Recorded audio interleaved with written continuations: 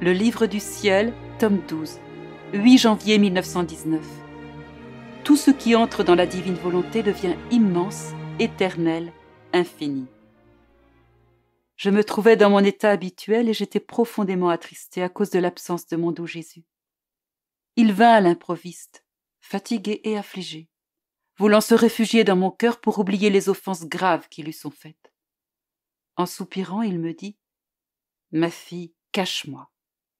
Ne vois-tu pas combien ils me persécutent? Ils veulent me chasser ou encore me donner la dernière place. Laisse-moi me déverser en toi. Il y a plusieurs jours que je ne t'ai ni parlé du sort du monde, ni des châtiments que les créatures m'arrachent par leur méchanceté. Mon cœur est accablé de douleur. Je veux t'en parler afin que tu y participes, que nous portions ensemble le sort des créatures, que nous prions, souffrions et pleurions ensemble pour leur bien. Oh, ma fille, il y aura beaucoup de bagarres. La mort moissonnera beaucoup de vies et même des prêtres. Oh, combien d'entre eux ne sont que des simulacres de prêtres. Je veux les enlever, avant que la persécution de mon Église et les révolutions ne débutent. Qui sait s'ils ne se convertiront pas au moment de leur mort? Autrement, si je les laisse, ceux qui sont travestis en prêtres enlèveront leur masque dans la persécution. Ils s'uniront avec les sectaires, deviendront des ennemis féroces de l'Église et leur salut n'en sera que plus difficile. Tellement affligée, je lui ai dit « Mon Jésus, quelle souffrance de t'entendre parler ainsi. Les gens, que feront-ils sans les prêtres? Ils sont déjà si peu nombreux et tu veux en prendre d'autres? Alors qui administrera les sacrements?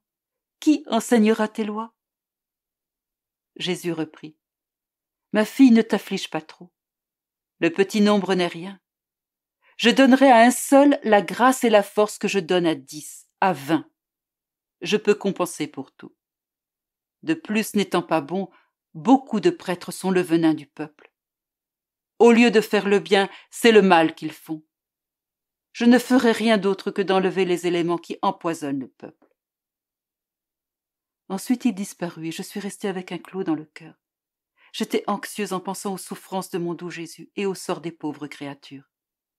Plus tard il revint, et entourant mon cou de ses bras, il me dit « Ma bien-aimée, courage, entre en moi et jette-toi dans la mer immense de ma volonté et de mon amour. Cache-toi dans la volonté et l'amour incréé de ton Créateur. Ma volonté a le pouvoir de rendre infini tout ce qui entre en elle et de transformer les actes des créatures en actes éternels. Tout ce qui entre dans ma volonté devient immense, éternel et infini, perd ses caractéristiques d'être petit, d'avoir eu un commencement et d'être fini. Et si tu cries très fort, « Je t'aime », j'entendrai dans ce cri la musique de mon amour éternel, et je sentirai l'amour créé caché dans l'amour incréé. Je sentirai que je suis aimée d'un amour immense, éternel et infini, donc d'un amour digne de moi, apte à me gratifier de l'amour de tous. Je restais surprise et enchantée, et je commentais « Jésus, que dis-tu » Il poursuivit « Ma chère, ne t'étonne pas. Tout est éternel en moi. Rien n'a eu de commencement et rien n'aura de fin. Toi et toutes les autres créatures étiez éternelles dans ma pensée créatrice. L'amour avec lequel j'ai réalisé la création et dont j'ai doté chaque cœur est éternel. Pourquoi donc t'étonner qu'en quittant sa propre volonté, la créature puisse entrer dans la mienne? Ou encore qu'en s'attachant à l'amour qu'il a désiré et aimé de toute éternité, elle puisse en acquérir la valeur et la puissance éternelle infinie. Oh, comme on sait peu de choses sur ma volonté. C'est pour cela qu'elle n'est ni aimée ni appréciée, et que la créature se contente de si peu et agit comme si elle n'avait qu'un commencement temporel. Je ne sais pas si je m'exprime gauchement.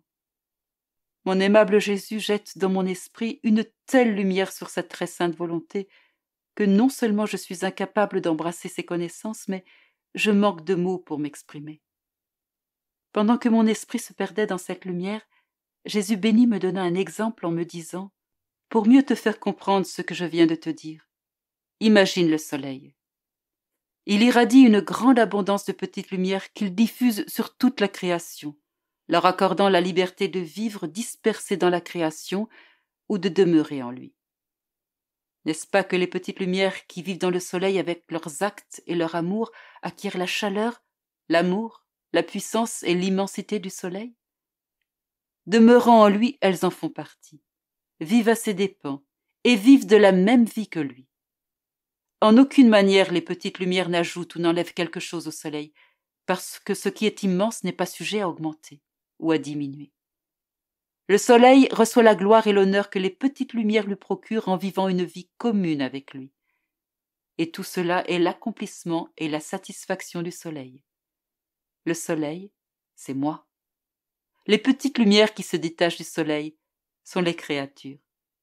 Les lumières qui vivent dans le soleil sont les âmes qui demeurent dans ma volonté. Maintenant, as-tu compris? Je répondis, je pense que oui, mais qui pourrait dire ce que j'ai compris vraiment? J'aurais aimé me taire, mais le fiat de Jésus ne l'a pas voulu ainsi. Alors, dans sa volonté, j'ai écrit. Puisse Jésus être béni à jamais.